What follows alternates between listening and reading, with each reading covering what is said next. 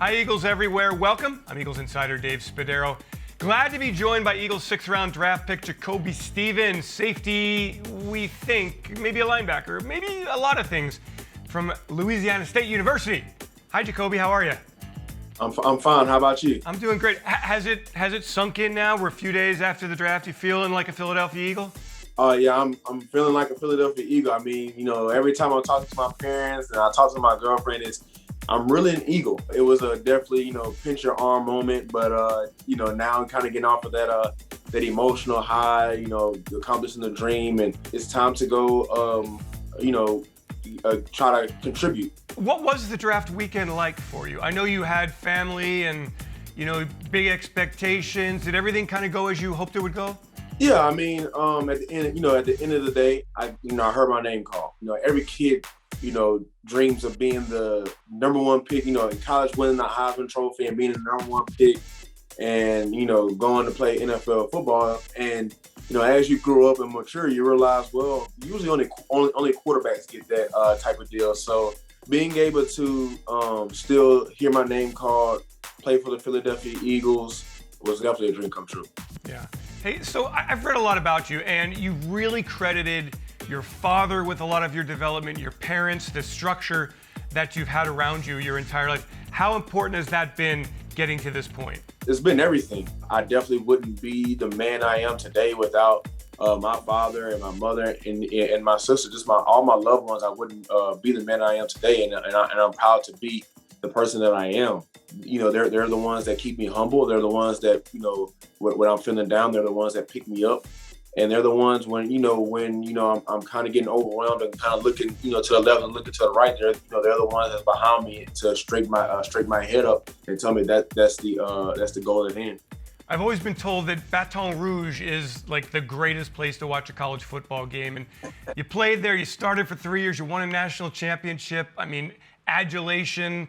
What was it like? How much fun did you have at LSU? Man, I had a lot of fun. During the pandemic, we really missed Tiger Stadium. We missed the Tiger fans, and being able to play in front of those fans is, I'll struggle to try to tell you how awesome it is. I mean, you really have to go there for yourself and experience that because it's one heck of an experience. You also, it's interesting, your jersey number, you played with the number 3 for 3 seasons, then number 7 in 2020. For those who don't understand the significance of that, please explain. I was given the honor of wearing 7, and it really meant a little bit more to me because of Patrick Peterson when he wore it at LSU. I watched him in middle school wear it at LSU. I used to watch his highlights all the time, a little bit too much. Some of my teachers said I watched it too much during class hours, but I watched him, when I had my first flip phone, he was my screensaver. I had him, I remember the exact picture I had of him on my screensaver. So I really idolized Patrick Peterson. I idolize him to this day. So when Coach O asked me to wear his number, basically at the school that he wore it, I was never going to turn that opportunity down. I'm also impressed with the things you did off the field, really involved in the community. A lot of the civil liberties and social justice matters, you really took a lot of importance out of that. You got all of your teammates, you helped get all your teammates registered to vote last year. Why was that so important to you? For me, and one of the things my dad always preached to me is about the opportunity and the knowledge. It wasn't that I was trying to take a political side or I was trying to push an agenda.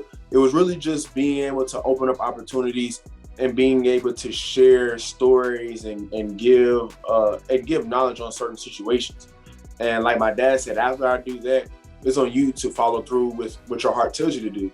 And for the marches, it wasn't to push an agenda, in a sense. It was just to spread awareness and basically just show that we're here and that we understand what's going on, and basically just and guys on the team to voice the things they've been through. My grandpa told me before he passed was just do what's right, and that's I live like that every day. JaCoby, let's talk about football on the field and how you fit into the Eagles, because I know Eagles fans are really excited to see you on the field. We talked on Sunday, we had an event with Eagles season ticket members, and you mentioned the idea of positionless players. The Eagles have you listed as a linebacker. Now, we don't know what this defense is going to look like. Do you have a sense at all what you're going to be used, in what position, how you're going to be used? for me, it's not about understanding knowing the big picture in a sense of what the defense is going to look like or be like. That's not my job description. My job is to get my job description and play and fit that to the best of my ability. My theory is that football is moving to a positionless game. You're getting guys like the Alvin Kamara's at running back who basically is at times the fourth, maybe even fifth receiver on the field.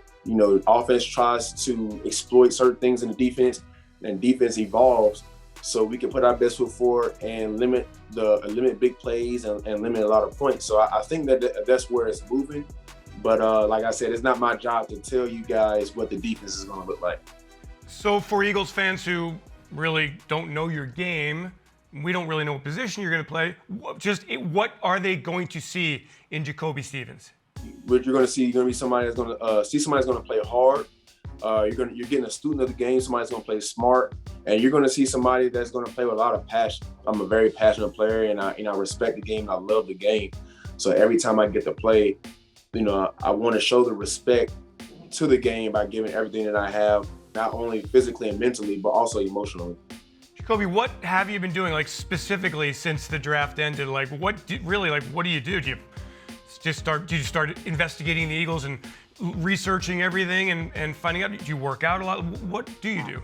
So really, after that, the draft, I took a nap because you're emotionally drained one. So when I woke up, I basically did a lot of research on the Philadelphia Eagles, organization, the history, the team owner and stuff like that, and doing research on the city of Philadelphia and the state of Pennsylvania, and just kind of doing research and just kind of learning this weird facts. I'm a guy that loves weird facts. And then after that, like you said, it's a job. So it's getting back into, working out. It's working out, keeping your body right, staying healthy. You prehab, you study, you do everything you can to put. So when it's time to come to a rookie mini camp or whatever the NFL allows us to do, I can put my best foot forward. Expectations for your rookie season? Do you have a specific set of things that you want to accomplish? Oh yeah, of course, you don't go into a season just happy to be on the team. I think if that was the case, I don't think they would ask me to come represent the Eagles. So of course I have a very high expectations for myself. But the first thing is to come on, be able to contribute any way possible. So I'm looking to, contribute on special teams, and that's what the goals start with. But of course I have really, really high goals for myself.